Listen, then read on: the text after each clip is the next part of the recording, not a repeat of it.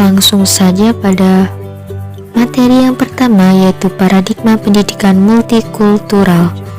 Bangsa Indonesia adalah bangsa yang masyarakatnya majemuk. Kemajemukannya dapat dilihat dari dua perspektif, yaitu horizontal dan vertikal. Dalam perspektif horizontal dapat dilihat dari perbedaan agamanya, etnis, bahasa, geografis, dan budaya. Sedangkan dalam perspektif vertikal dapat dilihat dari perbedaan tingkat pendidikan dan tingkat ekonomi. Fenomena ini memberi dampak positif dan negatif. Dalam menghadapi kemajemukan budaya ini, diperlukan paradigma baru yang lebih toleran dan elegan, yaitu paradigma pendidikan multikultural. Bukti nyata tentang maraknya kerusuhan dan konflik yang berlatar belakang suku, adat, ras, dan agama menunjukkan bahwa pendidikan kita telah gagal dalam menciptakan kesadaran akan pentingnya multikulturalisme. Adapun bangunan paradigma pendidikan multikultural adalah sebagai berikut. Yang pertama, pendidikan multikultural adalah jantung untuk menciptakan kesetaraan pendidikan. Yang kedua, pendidikan multikultural bukan sekedar perubahan kurikulum atau perubahan metode pembelajaran. Yang ketiga, pendidikan multikultural mentransformasi kesadaran dan memberikan arah kemana transformasi praktik pendidikan harus dituju. Yang keempat, pengalaman menunjukkan bahwa upaya mempersempit kesenjangan pendidikan salah arah yang justru menciptakan ketimpangan semakin membesar. Dan yang kelima, pendidikan multikultural bertujuan untuk membangun jembatan antara kurikulum dan karakter guru serta sekolah guna membangun visi sekolah yang menjunjung kesetaraan. Iya, yang selanjutnya yaitu tentang urgensi pendidikan multikultural. Ada beberapa poin urgensi pendidikan multikultural. Langsung saja ke poin yang pertama, yaitu sebagai sarana alternatif pemecah konflik.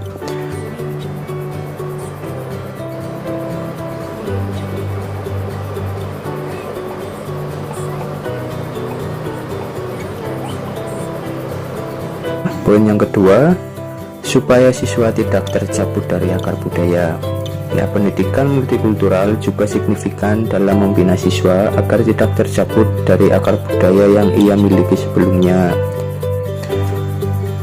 Poin yang ketiga, yaitu sebagai landasan pengembangan kurikulum nasional. Dalam melakukan pengembangan kurikulum sebagai titik tolak dalam proses belajar mengajar, atau guna memberikan sejumlah materi yang harus dikuasai oleh siswa dengan ukuran tertentu. Poin yang keempat, menuju masyarakat Indonesia yang multikultural. Dalam masyarakat multikultural ditegaskan corak masyarakat Indonesia yang beragam bukan hanya dimaksudkan pada keanekaragaman suku bangsa, melainkan juga keanekaragaman budaya yang ada pada masyarakat.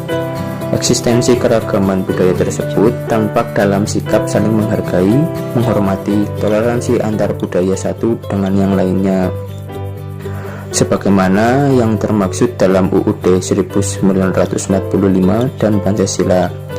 Pendidikan multikultural di Indonesia sendiri itu dapat dilaksanakan secara fleksibel dengan prinsip-prinsip dasar multikultural.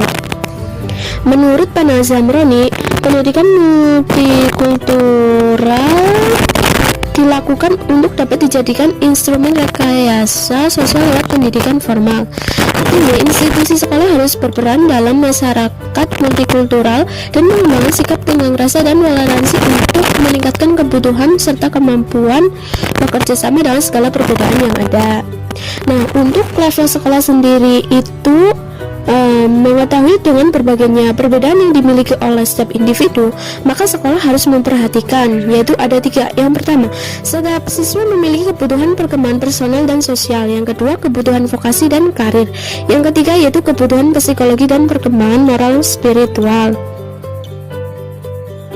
Saya akan menyampaikan mengenai pendidikan multikultural berbasis karakter keindonesiaan.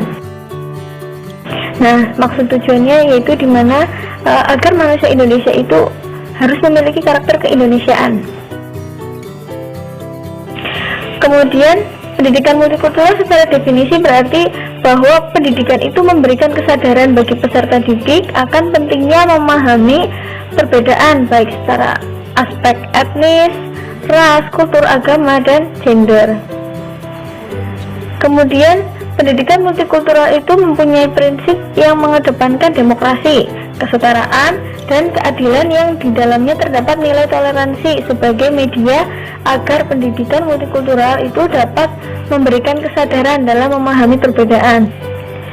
Kemudian pendidikan di Indonesia bertujuan menjadikan warga itu belajar yang memiliki 4 karakter pokok, yaitu manusia beragama, manusia sebagai pribadi, manusia sosial, dan manusia sebagai warga bangsa. Nah, di tengah keberagaman bangsa di dunia, masyarakat Indonesia itu harus memiliki karakter keindonesiaan yang menjadi penanda bangsa Indonesia yang memiliki identitas diri yang berbeda dengan bangsa lain.